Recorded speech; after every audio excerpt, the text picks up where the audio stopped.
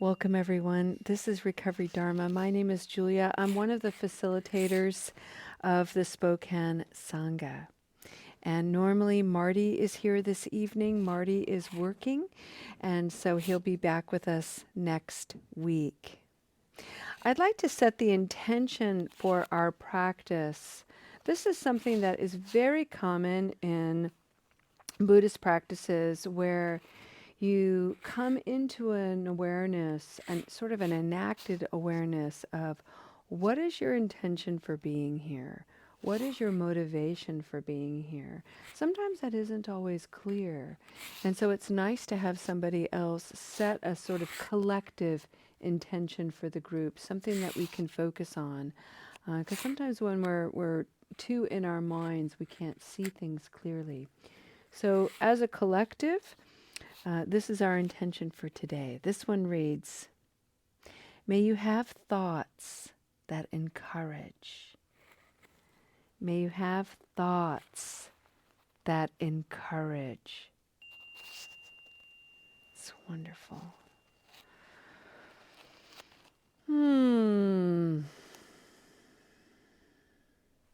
This is going to be our last conversation looking at mindfulness, sati, in the body.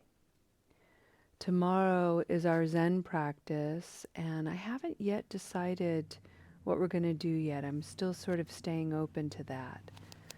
But for tonight, I would just like to mention the 6 practices of the body that we've already discussed. And I want to mention them as a signal of encouragement. You have been practicing with the Spokane Sangha enough to hear the 6 mindfulness practices within the body. Wow. And you can go to each one of these practices. You can even have a practice that incorporates all of them all at once if you want to. The whole point is to notice and to remember that your body, your physical form, is something that you can turn to when you feel activated, when you feel stirred and anxious, confused, when you have a craving. You can quickly activate the mind with something encouraging that says, whoa, hey, hey, hey, slow down. We have this body that we can work with, that can ground us, that can center the mind and the heart. And it's so simple, yet so profound. It begins with the breath. Taking intentional breaths. So together, let's just breathe naturally for a moment or two. And then we'll do a couple of breathing exercises that you'll notice require your attention. As you're breathing, place your tongue on the roof of your mouth, just behind your teeth, your top teeth, if you have them.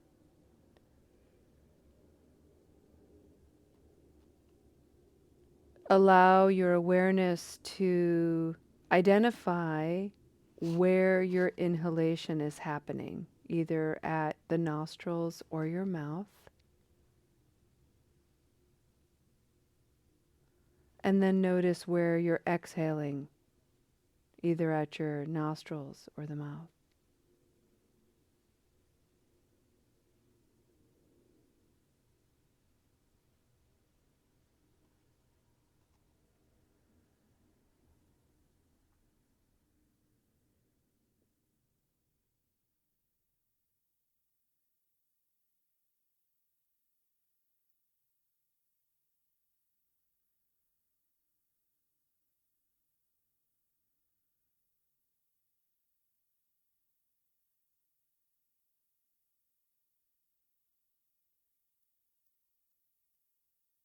Allow your breathing to be slower, deeper. See if you can bring your awareness to your belly that's softening and allow it to expand fully. Allow your diaphragm to fill with breath. And maybe engage your belly as you exhale so you can squeeze out all of that air. And to do this, friends, to do this with clarity, put the body in a noble posture. Sit tall or lie down. Give yourself full awareness of your belly. You can even put your hands on your belly.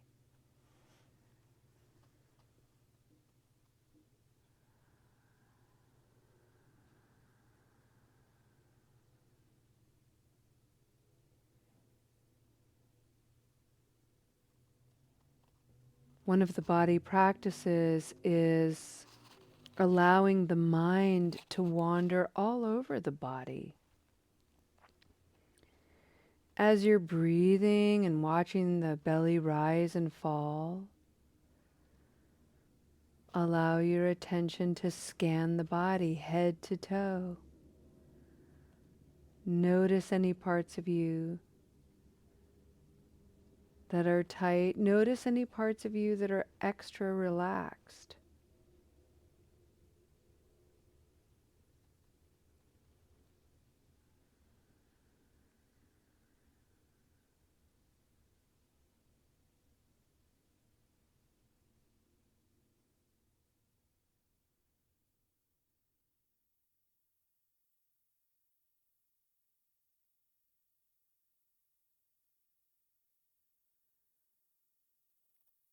As you're breathing,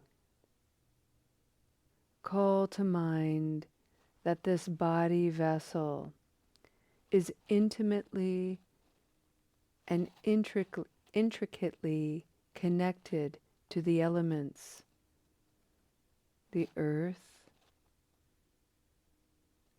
The solidity of your body is so earth-like. The frame, the structure of your body is very earthy.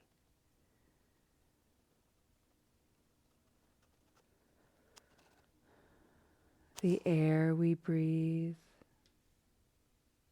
the way our lungs filter, the way various organs in the body work together and complement one another, like whole ecosystems of the earth. You can think about the element of fire. In Buddhism, it's considered temperature. Noticing parts of the body that feel warm, parts of the body that are cool. Remembering that food can produce different temperatures in the body. Spicy food produces heat, and there are cooling foods like melons, cucumbers.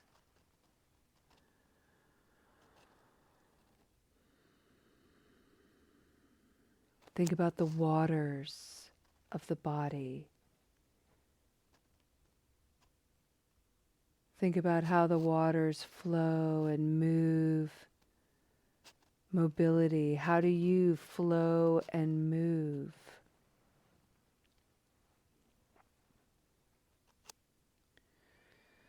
The fifth element that's often not spoken about is mystery. And this speaks to another of the body practices, which is just remembering that you have this whole organism. It's a universe all unto itself, and it is connected deeply to the cosmos itself. There is a thing called interconnection. The things that we need, nutrients from the earth, the sun, air, and water, all of life requires. Our survival is everything's survival. we inter-are. So our bodies are part of a magnificent, vast whole. Its unfolding remains a mystery.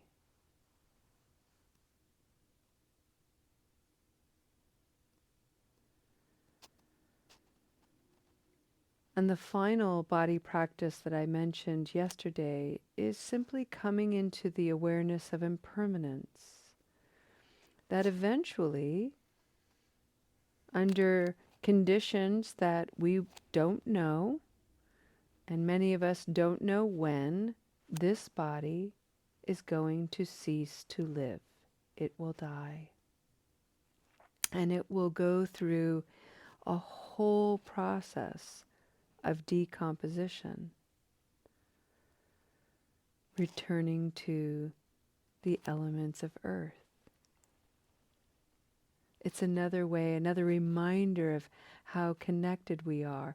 And the reason why we contemplate the body in all of this way is it's a wonderful way of getting ourselves out of that self-centered, self-focused, self-cherishing mind. There's something going on beyond the appearance of the body. There's something going on beyond our thoughts, feelings, and stories. And when we can tap into that, even for just a moment, something within us softens and calms down.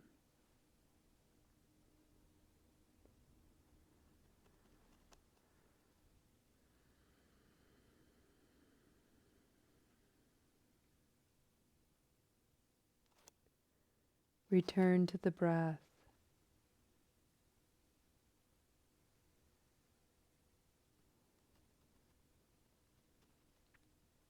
Return to the miracle of the body, breathing and alive.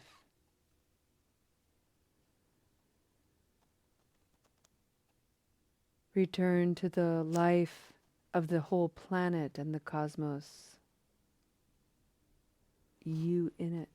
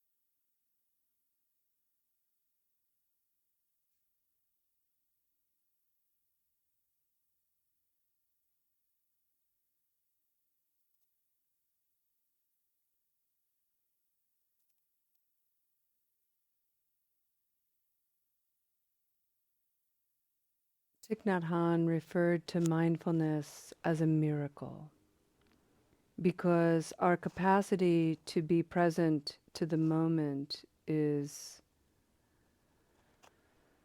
challenged. We're not often in the present moment. We're usually in the past or somewhere in the future.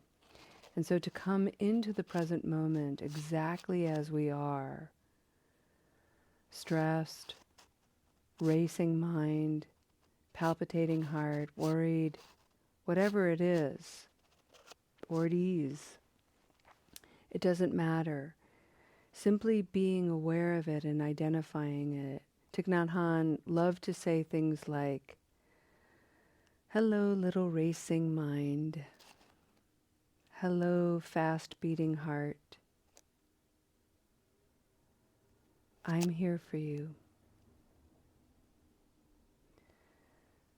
One of the things we're doing that's so radical is we're changing the way and the tone that we bring to ourselves.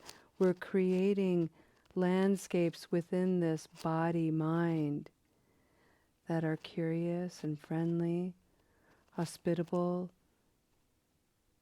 nonviolent, caring, full of compassion and healing. Imagine if we took a breath every time we had a craving and said, "Hello, craving. I see you. I know you. I'll take care of you. I'll be kind to myself."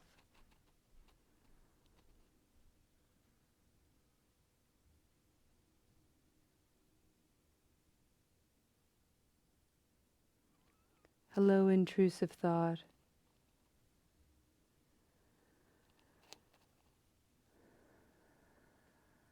I feel the tension you bring in my shoulders. I'm going to breathe and bring you ease.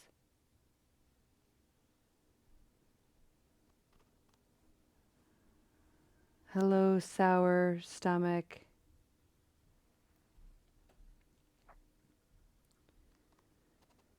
I feel your stress.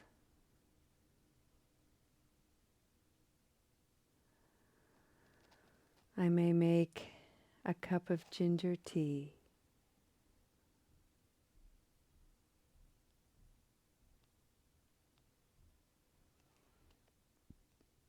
Hello, beautiful body that enables me to do so many things, that has tolerated my neglect, kept me going. I'm going to breathe and bring healing and peace.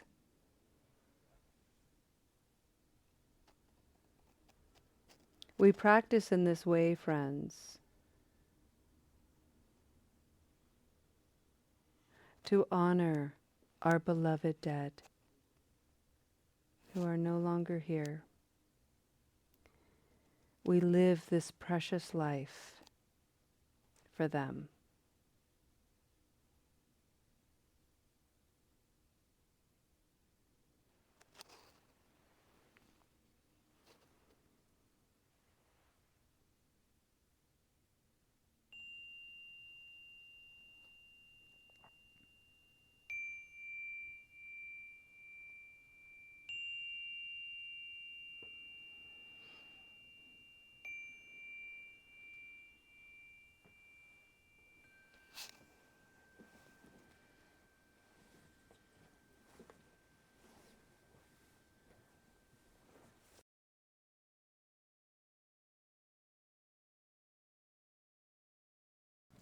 Alrighty, friends, let's go ahead and bring ourselves back to a noble posture.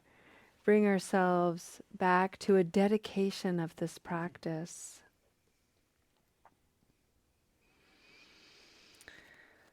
Many years ago, I came up with this mantra that says, "We honor our beloved dead best by learning to better live."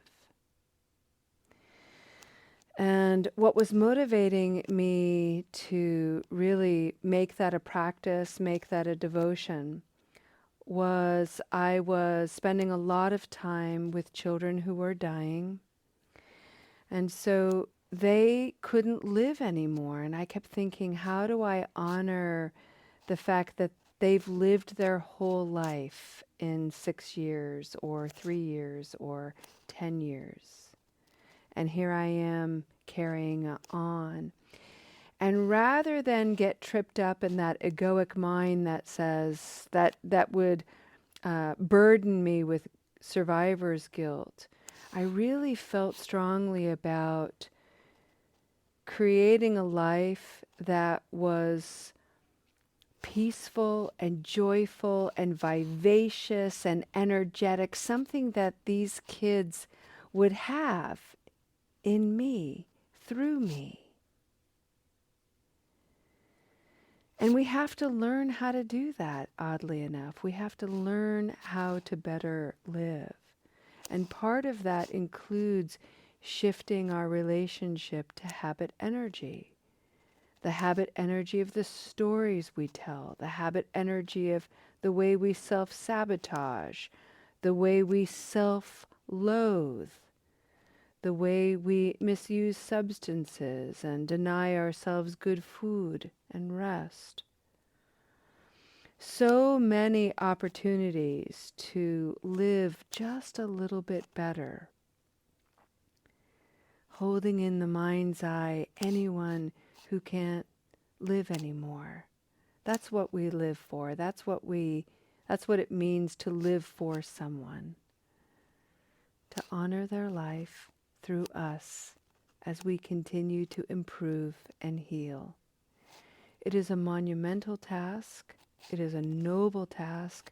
It is a worthy endeavor, all of which you possess the strength, the courage, and the wisdom to do. Thank you for your beautiful practice this evening. We'll see you next time. Namaste.